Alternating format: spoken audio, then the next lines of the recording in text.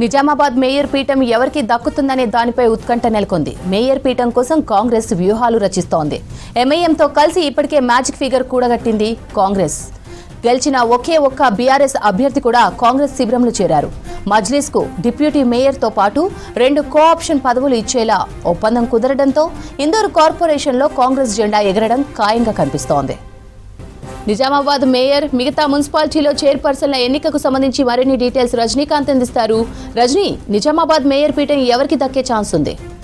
శ్రవంతి, ఉమ్మడి నిజామాబాద్ జిల్లా వ్యాప్తంగా కూడా మొన్నటి ఎన్నికలకు సంబంధించినటువంటి మున్సిపల్ ఎన్నికలకు సంబంధించినటువంటి అన్ని ఫలితాలు కూడా కాంగ్రెస్కు అనుకూలంగా వచ్చాయి. అయితే కొంత నిజామాబాద్ అట్లాగే కామారెడ్డి, బోధన్కు సంబంధించి కొంత హంగ్ ఏర్పడినటువంటి పరిస్థితి. కాంగ్రెస్కు అత్యధిక సీట్లు వచ్చినా కూడా హంగ్ ఏర్పడినటువంటి పరిస్థితి. దీంతో వీటిపై కొంత సందిగ్ధత నెలకొంది. కానీ ఉమ్మడి జిల్లాలోని ఒక కార్పొరేషన్తో పాటు 7 మున్సిపాలిటీలకు సంబంధించి ఇప్పటికే కాంగ్రెస్ పార్టీ ఎల్లారెడ్డి, బాన్స్వాడ, బిచ్కుంద, భీమ్గల్, ఆర్మూర్లో పూర్తి స్థాయి మెజార్టీ రావడంతో మున్సిపల్ చైర్మన్లు, వైస్ చైర్మన్లు కాంగ్రెస్ పార్టీకి దక్కేటువంటి అవకాశం ఉంది. ఆ 5 చోట్ల కూడా కాంగ్రెస్ పార్టీ క్లీన్ స్వీప్ చేసింది. ఇక మిగతా 3 ఏదైతే నిజామాబాద్ కార్పొరేషన్తో పాటు కామారెడ్డి మున్సిపాలిటీ అట్లాగే బోధన్ మున్సిపాలిటీకి సంబంధించి కొంత గత 3 రోజులుగా కూడా తీవ్ర ఉత్కంఠ నెలకొంది. పూర్తి స్థాయి మెజార్టీ ఎవరికి రాకపోవడంతో, సరిపడా మ్యాజిక్ ఫిగర్ ఎవరికి రాకపోవడంతో కొంత గందరగోళ పరిస్థితి నెలకొంది. ప్రధానంగా రాష్ట్ర వ్యాప్తంగా అందరినీ ఆసక్తి కలిగిస్తున్నటువంటి నిజామాబాద్ మేయర్ పీఠం ఎవరికి దక్కుతుందనేటువంటి ఉత్కంఠ ఇంకా కొనసాగుతుంది. మరో గంటలో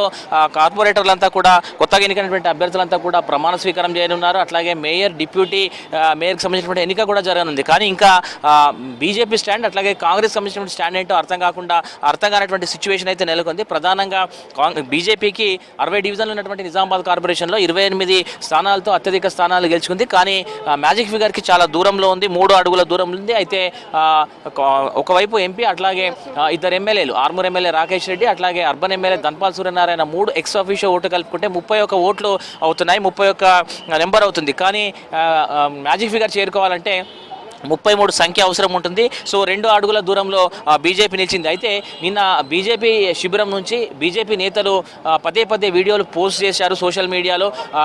మన ఇందూరు, మన మేయర్ పేరుతో మేము ఎన్నికల్లో పోటీ చేశాము, నిజామాబాద్ని ఇందూరుగా మారుస్తామని చెప్పాము. సో అట్లా కోరుకునే వాళ్ళంతా కాంగ్రెస్ పార్టీ కావచ్చు, ఇతర పార్టీల వాళ్ళు మద్దతు ఇవ్వాలంటూ నిన్న వీడియోలు పోస్ట్ చేశారు. సో ఒకవైపు అట్లా వీడియోలు పోస్ట్ చేస్తూనే మరోపక్క ఈరోజు కీలక పదవులకు జరిగేటువంటి ఎన్నికలకు దూరంగా ఉండాలని నిర్ణయించుకున్నట్టుగా కూడా లీకేజీలు ఇస్తున్నారు. సో బీజేపీ స్టాండ్ ఏంటనేటువంటిది ఇంకా అర్థం కావట్లేదు, స్పష్టం కావట్లేదు. పూర్తిగా అత్యధిక సీట్లు ఉన్నటువంటి బీజేపీ 2 రకాల స్టాండ్ వినిపిస్తుండటంతో కొంత గందరగోళ పరిస్థితి నెలకొంది. మరోపక్క కాంగ్రెస్ పార్టీ నిజామాబాద్ మేయర్ను దక్కించుకునేందుకు ఎంఐఎంతో జతకట్టింది. ఈ క్రమంలో 17 కాంగ్రెస్కు అట్లాగే 14 ఎంఐఎంకు ఉన్నటువంటి నేపథ్యంలో బీఆర్ఎస్ కూడా ఒక స్థానం గెలిచింది. సో మొత్తం 32 స్థానాలు అయ్యాయి. దీంతో పాటు 2 ఎక్స్ అఫీషియో ఓట్లున్నాయి. ఒకటి పీసీసీ చీఫ్ మహేష్ కుమార్ గౌడ్ ఎమ్మెల్సీగా ఉన్నారు. దాంతోపాటు రూరల్ ఎమ్మెల్యే భూపతి రెడ్డి కూడా ఎక్స్ అఫీషియోగా ఓటు నమోదు చేసుకున్నారు. సో మొత్తం 34 ఓట్లతో కాంగ్రెస్ పార్టీ మేయర్ పీఠాన్ని దక్కించుకునేందుకు రంగం సిద్ధం చేసుకుంది. ఈ రకంగా చర్చలు కూడా ఫలప్రదమైనట్టుగా తెలుస్తుంది. ఈ క్రమంలో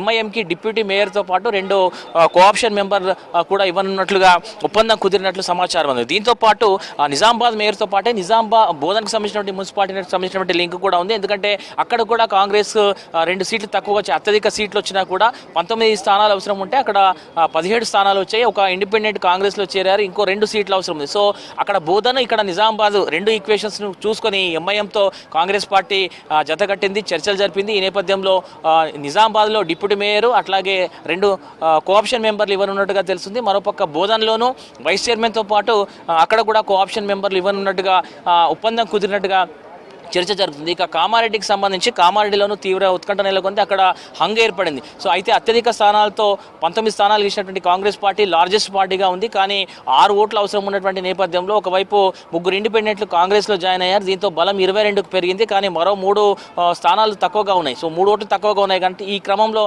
బీఆర్ఎస్తో పాటు ఇతర పార్టీలతోనూ చర్చలు జరుపుతున్నటువంటి నేపథ్యంలో కొంత బీఆర్ఎస్ పార్టీతో చర్చలు, స్థానిక నేతలతో జరిగినటువంటి చర్చలు ఫలప్రదమైనట్టుగా తెలుస్తుంది. నిన్న 4 బీఆర్ఎస్ కాంగ్రెస్ కౌన్సిలర్ గెలిచినటువంటి అభ్యర్థులు కాంగ్రెస్లో చేరినట్టుగా లీకేజీలు ఇచ్చారు. ఆ తర్వాత దాన్ని ఖండిస్తూ మరో ప్రకటన విడుదల చేశారు. సో కొంత గందరగోళ పరిస్థితి నెలకొంది. ఈ క్రమంలో బీఆర్ఎస్ ఈరోజు ఓటింగ్కు దూరంగా ఉండేటువంటి అవకాశం ఉన్నట్టుగా కూడా చర్చలు జరుగుతున్నాయి. సో ఈ నేపథ్యంలో కామారెడ్డికి సంబంధించి కొంత ఇంకా స్పష్టత రావాల్సి ఉంది. కానీ నిజామాబాద్ బోధనలో మాత్రం కాంగ్రెస్ పార్టీ పూర్తి స్థాయి మెజార్టీని సంపాదించింది. సరిపడా మ్యాజిక్ ఫిగర్కు సరిపడా ఓట్లను సంపాదించినటువంటి నేపథ్యంలో నిజామాబాద్ మేయర్తో పాటు బోధన్ మున్సిపల్ పీఠం కూడా కాంగ్రెస్ పార్టీకి దక్కే అవకాశం ఉంది. దాదాపు ఉమ్మడి జిల్లాలోని 7 ఒక కార్పొరేషన్తో పాటు 7 మున్సిపాలిటీలకు సంబంధించి కాంగ్రెస్ పార్టీ క్లీన్ స్వీప్ దిశగా ప్రయత్నాలు చేసింది. సో ఇప్పటికే 5 మున్సిపాలిటీలో పూర్తి స్థాయి మెజార్టీ రాగా మరో 2 మున్సిపాలిటీలకు సంబంధించి ఇతర పార్టీలతో పొత్తులు పెట్టుకుని వాటిని కైవసం చేసుకునే దిశగా అడుగులు వేస్తుంది. మరోపక్క నిజామాబాద్ మేయర్ పీఠం కూడా కాంగ్రెస్ పార్టీ దక్కించుకునేందుకు అన్ని రకాల చర్చల్ని చేసింది, అన్ని రకాల ప్రయత్నాలు చేసింది. ఈ క్రమంలో కొంత ఎంఐఎంతో జరిగినటువంటి చర్చలు ఫలప్రదమైనట్టుగా కూడా సమాచారం అందుతుంది. మరోపక్క మేయర్ అభ్యర్థి కాంగ్రెస్ పార్టీకి సంబంధించి ప్రచారంలో ఉన్నటువంటి మేయర్ అభ్యర్థి ఓడిపోవడంతో కొంత సామాజిక సమీకరణాలు, రాజకీయ సమీకరణాల నేపథ్యంలో గౌడ అట్లాగే ముదిరాజ్, మున్నూరు కాపు ఈ 3 సామాజిక వర్గాలకు చెందినటువంటి మహిళా అభ్యర్థులు ఎవరైతే గెలిచారో వారితో చర్చలు జరిగినట్టు జరుగుతుంది. వారిలో ఒకరిని మేయర్గా ఎన్నుకునేటువంటి అవకాశం ఉంది. ఇక డిప్యూటీ మేయర్ ఎట్లాగో ఎంఐఎంకు ఒప్పందం కుదిరింది కాబట్టి ఎంఐఎం పట్టణ అధ్యక్షుడు సతీమణికి డిప్యూటీ మేయర్ దక్కేటువంటి అవకాశం ఉన్నట్టుగా కూడా వార్తలు వస్తున్నాయి. సో మొత్తం మీద ఉమ్మడి జిల్లా వ్యాప్తంగా నిజామాబాద్ కార్పొరేషన్తో పాటు 7 మున్సిపాలిటీలకు సంబంధించినటువంటి ఎన్నిక మరి కాసేపట్లో స్టార్ట్ కానుంది. ముందుగా 11 గంటల ప్రాంతంలో కౌన్సిలర్లు అట్లాగే కార్పొరేటర్ల ప్రమాణ స్వీకారం ఉంటుంది. ఆ తర్వాత మేయర్, డిప్యూటీ మేయర్, చైర్మన్లు, వైస్ చైర్మన్లకు సంబంధించినటువంటి ఎన్నిక ఉండనుంది. సో ఈ నేపథ్యంలో ఇప్పటికీ అధికారులు పూర్తి స్థాయి ఏర్పాట్లు చేసిండ్రు. మున్సిపాలిటీలు, కార్పొరేషన్, నిజామాబాద్ కార్పొరేషన్ వద్ద కూడా పెద్ద ఎత్తున భద్రతా బలగాలు ఉంచారు. సో ప్రస్తుతం అయితే అభ్యర్థులు, ఆయా పార్టీకి సంబంధించినటువంటి అభ్యర్థులందరూ కూడా గెలిచినటువంటి అభ్యర్థులంతా కూడా క్యాంపుల్లో ఉన్నారు. వారంతా నేరుగా ఇక్కడికి వచ్చి ప్రమాణ స్వీకారం చేసి ఓటు హక్కును వినియోగించుకునే అవకాశం ఉంటుంది. సో ఈ దిశగా అన్ని రకాల ఏర్పాట్లు కూడా అధికారులు చేశారు. మరోపక్క బీజేపీ స్టాండ్ మాత్రం నిజామాబాద్ కార్పొరేషన్లో కొంత ఇప్పటికీ ఆసక్తిని రేపిస్తుంది. ఎందుకంటే అత్యధిక స్థానాలు గెలిచి 2 అడుగుల దూరం ఉన్నటువంటి బీజేపీ ఎందుకు సైలెంట్గా ఉన్నటువంటి చర్చ జరుగుతుంది. మరోపక్క లీకేజ్, వాళ్ళు ఇచ్చినటువంటి లీక్లతో కూడా కొంత గందరగోళ పరిస్థితి నెలకొంది. కానీ కాంగ్రెస్ చాలా గట్టి మెసేజ్ని ఇస్తుంది, చాలా నమ్మకంగా ఉంది.